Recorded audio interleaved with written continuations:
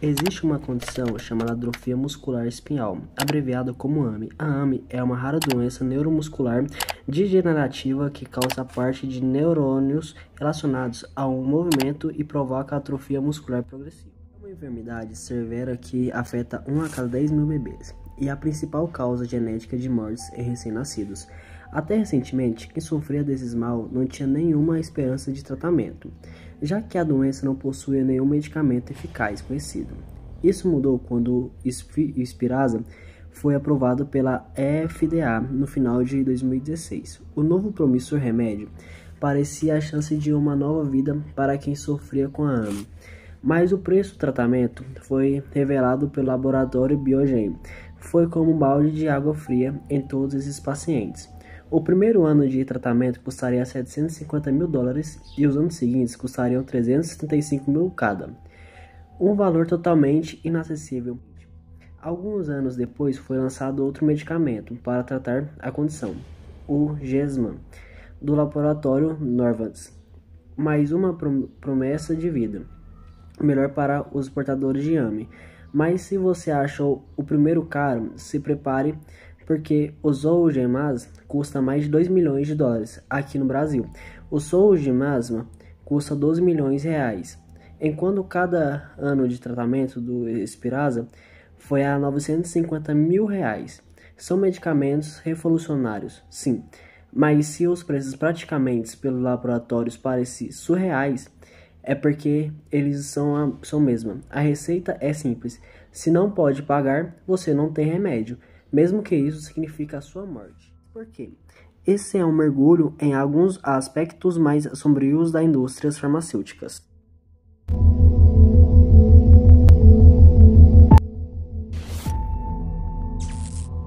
Não se engane, apesar de ser responsável ou estar diretamente ligado a muitos avanços da medicina moderna, a indústria farmacêutica ainda é bem uma indústria.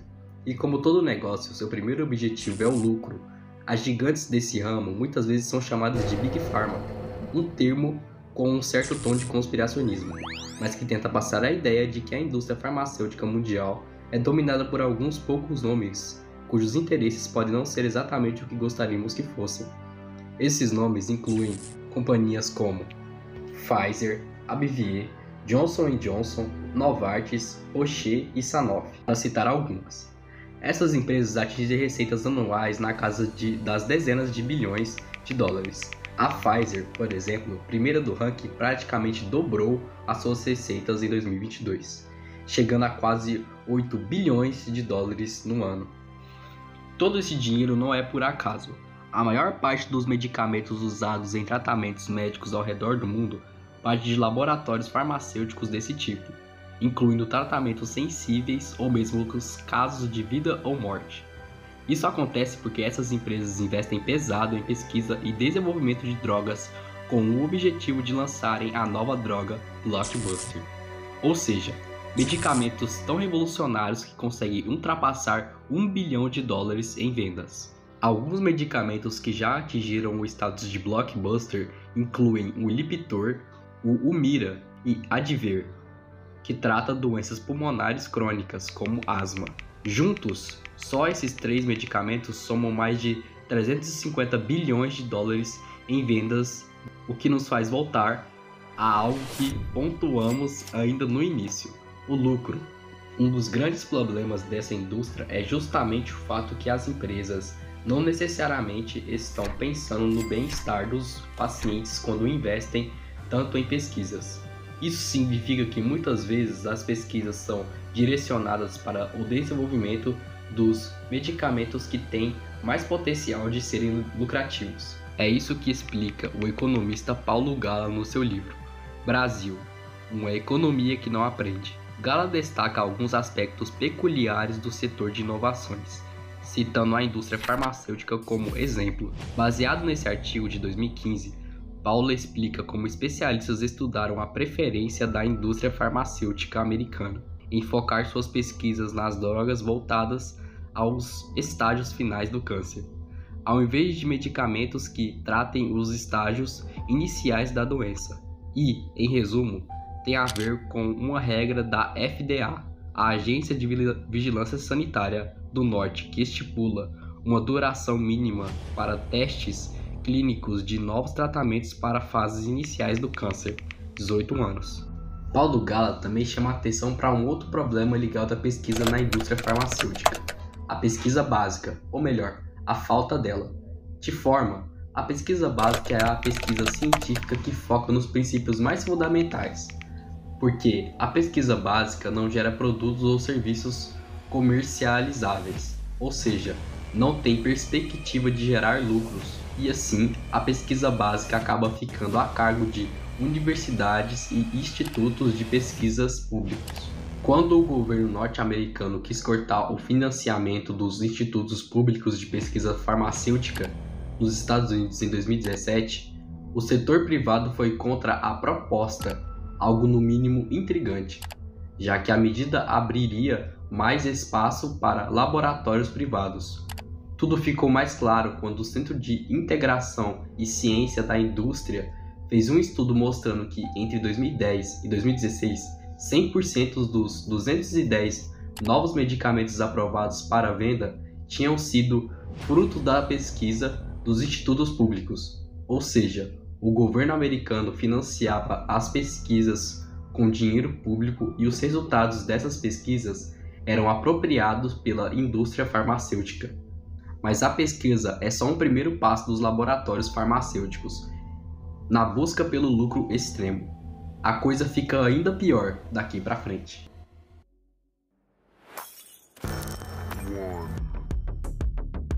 A busca pelo lucro é algo comum, faz parte do nosso sistema econômico e não tem problema nenhum por si só. Quando ele ultrapassa barreiras éticas, a questão fica bem mais complicada. O fato é que a indústria farmacêutica tem uma capacidade ímpar de romper esses limites, devido à própria natureza da sua área de atuação. Diferentes de outros setores, a indústria farmacêutica lida com a vida humana. Ela é responsável por criar e fabricar medicamentos essenciais no serviço de saúde de todo mundo. Medicamentos que muitas vezes são a última esperança de quem sofre com uma doença grave como câncer, AIDS, diabetes ou frequentemente necessários para dar uma vida normal a quem tem problemas como epilepsia, depressão, ansiedade. Como muitos medicamentos específicos são protegidos por patentes, isso significa que várias pessoas dependem de um único produto, de um único fabricante, para atingir um mínimo de qualidade de vida ou simplesmente continuarem vivas. Isso dá um poder de barganha assustadoramente grande para laboratórios. Afinal, as pessoas nessas situações não têm escolha senão pagar. Conheça Daraprim ou pirimetramina. Ele é um medicamento usado há 70 anos no combate à toxoplasmose, uma doença parasitária que pode ser grave para mulheres grávidas ou fatal para pessoas com imunidade comprometida, como o paciente de AIDS. Agora conheça Martin Shkreli, um investidor americano que acabou se metendo no mundo farmacêutico quando se tornou o diretor da Turner Pharmaceuticals. Quando Shkreli assumiu o cargo na farmacêutica, ele comprou os direitos do Daraprim. Na época custava $13,50 por comprimido, lá nos Estados Unidos. Assim que obteve os direitos, o diretor resolveu aumentar o preço do Daraprim mais de 5.000%, fazendo o remédio atingir o valor de $750 da noite para o dia. A ação gerou muita revolta, afinal, o medicamento era vital para muitas pessoas e um aumento tão absurdo significava que muitos poderiam não ter mais acesso a esse medicamento. A ação gerou muita revolta, afinal o medicamento era vital para muitas pessoas e um aumento tão abusivo significava que muitos poderiam não ter mais acesso a esse medicamento. O caso ganhou todas as manchetes e as justificativas mais aceitáveis de Martin giravam em torno da necessidade de recuperar o investimento inicial no Daraprim e da necessidade para novos remédios que pudessem tratar a toxoplasmose. Vale lembrar aqui que o mesmo remédio era vendido no Reino Unido por menos de $1. Aqui no Brasil custava em média de R$3. Só que Martin é um sujeito bastante peculiar e nunca escondeu que seu maior objetivo era ter o máximo de lucro possível para deixar seus acionistas satisfeitos. Em momento algum demonstrou algum tipo de remorso pelo aumento abusivo do Daraprim. Fique com a entrevista a seguir. And I have two questions for first is, if you could rewind the clock a few months, I wonder if you would do anything differently. And the second is, I'd like to know if you think corporate reputation matters. I probably would have raised the price higher, is probably what I would have done. Why? I think healthcare prices are inelastic. I could have raised it higher and made more profits for our shareholders, which is my primary duty. And again, Ele parece sempre agir como se fosse a pessoa mais inteligente da sala, e não é difícil imaginar que suas atitudes tiveram um impacto bastante negativo na sua reputação. Definitivamente, o cara mais detestado da América. O Congresso norte-americano fez com que Martin comparecesse a uma sessão interrogatória em 2016 para que desse explicações sobre o aumento do preço do Daraprim. Martin Shkreli debochou das perguntas e cada vez que foi questionado simplesmente respondeu: advice of counsel, I invoke my Fifth Amendment privilege against self-incrimination and respectfully decline to answer your question. E mesmo sendo um canalha, o fato é que tudo o que ele fez foi dentro da lei, mesmo com um aumento de mais de $700, um aumento de mais de 5.000%. Inclusive, muitas pessoas passaram a admirar o executivo, afirmando que ele, na verdade, era um gênio, por expor o poder que a indústria farmacêutica tinha na palma da mão, poder permitido pela própria lei americana. Martin Shkreli ficou conhecido como Pharma Bro.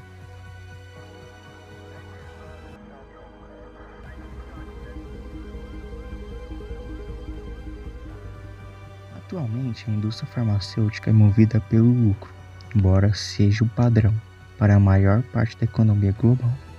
Algo completamente natural, a busca incessante por cifras cada vez maiores frequentemente acaba deixando em segundo plano a preocupação com questões éticas. Quando falta a ética em uma indústria que tem um impacto direto na saúde humana, uma série de consequências como nunca vimos acaba repetindo de novo e de novo. Infelizmente, parece pouco provável que isso vá mudar em um futuro próximo. Se a indústria farmacêutica parece estar doente, qual o remédio pode ser capaz de curá-la? Como viu no vídeo, muitas empresas aumentam o preço de remédios apenas por capital, a ganância de querer ainda mais. Mas isso não é motivo para aumentarem os valores exponencialmente. Busque os seus direitos de consumidor. E o que se aplica nos direitos humanos, o artigo 25, ou seja, direito à saúde. Procure pelo PROCON em seu site ou DISC 151. Agora eu te pergunto, o que tem mais valor? O dinheiro ou a vida humana?